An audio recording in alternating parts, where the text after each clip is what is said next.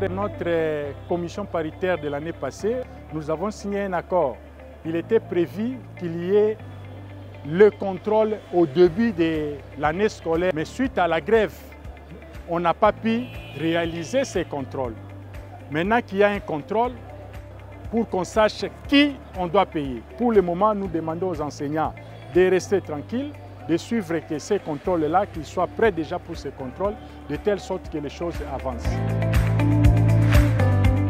La MINETA, soucieuse de voir la barque qu'elle conduit arriver à bon port, a estimé que c'était important qu'elle échange avec ses partenaires, qui sont les syndicalistes, pour mutualiser nos énergies afin que l'État congolais puisse avoir ces citoyens-là qui sont capables de contribuer non seulement au développement national, mais aussi à la promotion de la paix, à une citoyenneté démocratique active.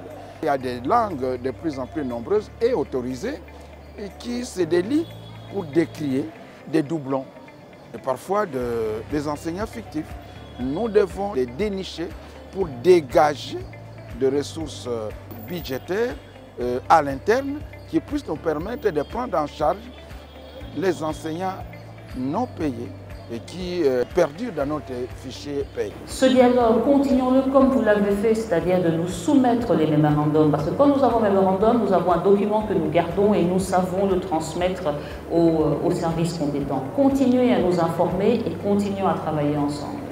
Nous sommes ici, c'est vrai, au niveau national, mais ce qui est très important, c'est précisément notre niveau provincial. Et vous pouvez être rassuré de la détermination du chef de l'État, de la Première ministre et des membres du gouvernement pour résoudre ces problèmes. Et ça, je pense que vous ne pouvez pas en douter, que vous avez été témoin.